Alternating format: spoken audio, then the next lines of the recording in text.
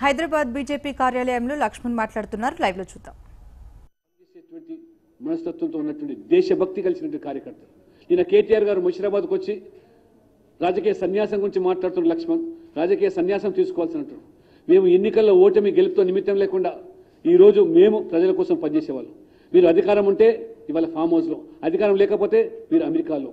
కాబట్టి ఇవాళ మాతో మీరు పోల్చుకోవడం ఇది ఏమాత్రం కూడా సబబు కాదు.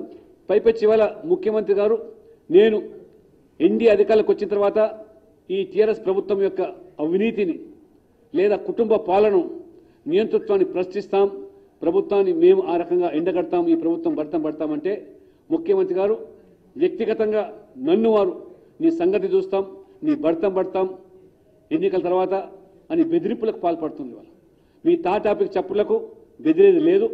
3 దశాబ్దాలుగా చేస్తున్న రాజకీయాలు మేము ప్రజా సమస్యల మీద ప్రశ్నిస్తే బెదిరింపులకు పాల్పడితే లొంగేది లేదు. నేను ఇవాళ మరి చాలా బీజేపీ సిద్ధాంతాలు కట్టుబడి పనిచేస్తున్న సామాన్య కార్యకర్త. తెరిచిన పుస్తకం అది. మాకు అక్రమ గ్రైనేట్ వ్యాపారాలు కరీంనగర్లో లేవు, లేదా నేరెలలో అక్రమ మరి ఈరోజు మరి ఈ యొక్క ఇసుక దందాలు లేవు మాకు, లేదా ల్యాండ్ మాఫియా లేదు, భూ దందాలు లేవు, లేదా వైన్ మాఫియా లేదు. కాబట్టి మమ్మల్ని బెదిరించినంత మాత్రాన బెదిరిపోయేది లేదు. మీరు మీ తప్పిదాలను ప్రశ్నిస్తాం, నిలదీస్తాం, నీడలా వెంటాడతాం. ఖచ్చితంగా తెలంగాణ ప్రజల పక్షాన ఉంటాం. ఏ ఆశయంతో అయితే తెలంగాణ సాధించుకున్నామో ఆ ఆశయాన్ని నెరవేర్చడానికి మేము అంకిత భావంతో పనిచేస్తామని చెప్పి కూడా ఈ సందర్భంగా నేను మరొకసారి తెలియజేస్తూ, రేపు జరగబోయేటువంటి ఎన్నికల్లో ఖచ్చితంగా మీరు కాంగ్రెస్కు ఓటేస్తే అది మురికిలో వేసినట్టే, టీఆర్ఎస్కి ఓటు వేస్తే అది మజ్లీస్కి వేసినట్టే, దారుస్సలాంకి వెళ్తుంది. కాబట్టి బీజేపీకి ఓటు వేస్తే మోదీకి వేసినట్టు. కాబట్టి దయచేసి మీ అందరినీ విజ్ఞప్తి చేస్తున్నాం, మీ ద్వారా తెలంగాణ ప్రజలను సోనియా పిల్లల కోసం కాదు, లేదా కేసీఆర్ పిల్లల కోసం కాదు, మీరు మీ పిల్లల భవిష్యత్తు కోసం మోదీకి ఓటేయని చెప్పి పిలుపునిస్తూ మేము ఎన్నికల్లో ప్రచారం చేస్తా ఉన్నాం.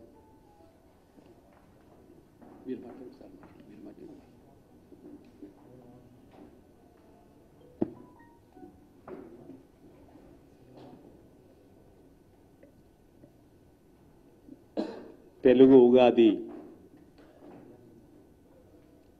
భారతీయ జనతా పార్టీ ఆవిర్భావ దినోత్సవంగా ఏప్రిల్ 6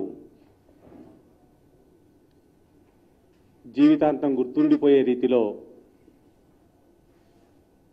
నా అగ్రజులు భారతీయ జనతా పార్టీ రాష్ట్ర అధ్యక్షులు డాక్టర్ లక్ష్మణ్ గారు, నా అగ్రజులు వరిష్ఠ నాయకులు భారతదేశ వ్యాప్తంగా అట్టడుగు వర్గాల ప్రతినిధి బండారు దత్తాత్రేయ గారు,